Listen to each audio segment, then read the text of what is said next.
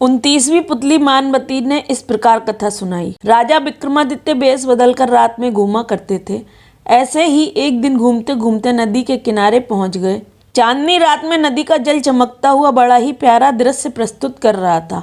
विक्रम चुपचाप नदी के तट पर खड़े थे। तभी उनके कानों में बचाओ बचाओ की तेज आवाज पड़ी। वे आवाज की दिशा में दौड़े तो उन्हें नदी की बेगबती धारा से जूझते हुए 2 आदमी दिखाई पड़े।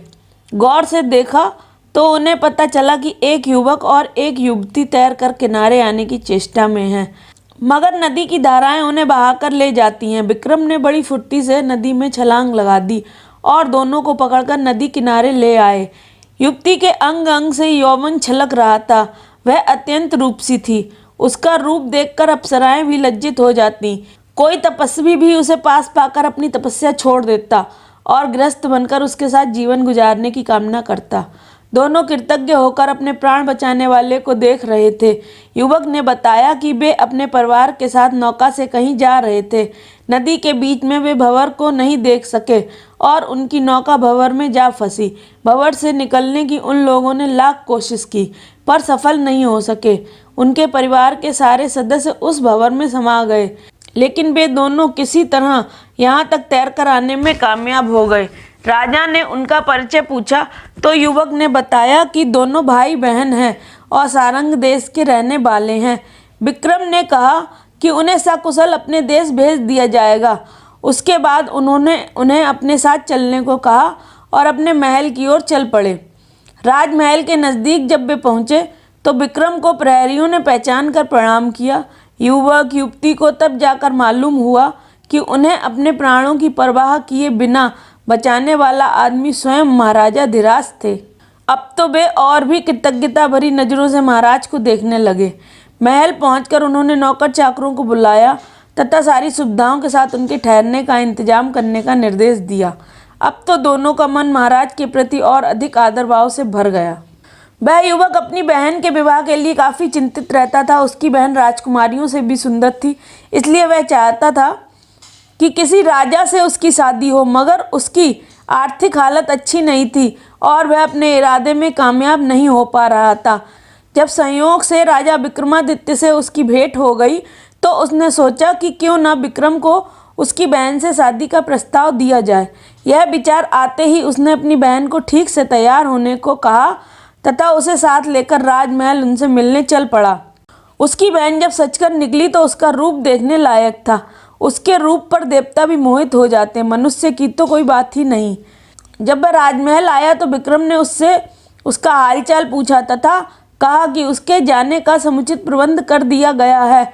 उसने राजा की कृतज्ञता जाहिर करते हुए कहा कि उन्होंने जो उपकार उस पर किए उसे आजीवन वह नहीं भूलेगा। उसके बाद उसने विक्रम से एक छोटा सा उपहार स्वीकार करने को कहा।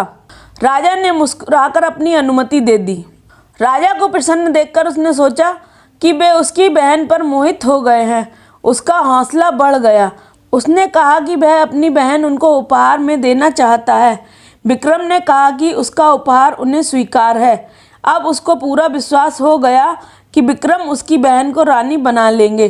तभी राजा ने कहा कि आज से तुम्हारी बहन राजा विक्रमादित्य की बहन के रूप में जानी जाएगी तथा उसका विवाह कोई योग्य वर ढूंढकर पूरे धूमधाम से करेंगे। वह विक्रम का मुंह ताकता रह गया। उसे सपने में भी नहीं भान था कि उसकी बहन की सुंदरता को अनदेखा कर विक्रम उसे बहन के रूप में स्वीकार करेंगे। क्या कोई ऐश्वर्यशाली राजा विषय वासना से इतना ऊपर रह सकता है? थोड़ी देर बाद उसने संयत होकर कहा कि उदयगिरी का राजकुमार उदयन उसकी बहन की सुंदरता पर मोहित है तथा उससे विवाह की इच्छा भी व्यक्त कर चुका है। राजा ने एक पंडित को बुलाया तथा बहुत सारा धन भेंट के रूप में देकर उदयगिरी राज्य विवाह का प्रस्ताव लेकर भेजा। पंडित उसी शाम लौट गया और उसके चेहरे पर हवाइयाँ उड़ रही थीं। पूछने पर उसने बताया कि राह में कुछ डाकुओं ने घेर कर सब कुछ लूट लिया। सुनकर राजा स्तब्ध रह गए। उन्हें आश्चर्य हुआ कि इतनी अच्छी शासन व्यवस्था के बावजूद भी डाकू लुटेरे कैसे सक्रिय हो गए। इस बार उन्होंने पंडित को कुछ अश्वरोहियों के साथ धन देकर भेजा। उसी रात विक्रम वेश बदलकर उन डाकुओं का पता लगाने निकल पड़े। वे उस निर्जन स्थान पर पहुंचे जहां पंडित को लूट लिया गया था। एक तरफ उन्हें 4 आदमी बैठे दिख पड़े। राजा समझ गए कि वे लुटेरे हैं। विक्रम को कोई गुप्तचर समझा। राजा ने उनसे भयभीत नहीं होने को कहा और अपने आप को भी उनकी तरह एक चोर ही बताया। इस पर उन्होंने कहा कि वे चोर नहीं बल्कि इज्जतदार लोग हैं और किसी खास मसले पर विचार विमर्श के लिए एकांत की खोज में यहाँ पहुँचे हैं। राजा ने उनसे बहाना न बनाने के लिए कहा और उन्हें अपने दल में शामिल कर लेने को कहा।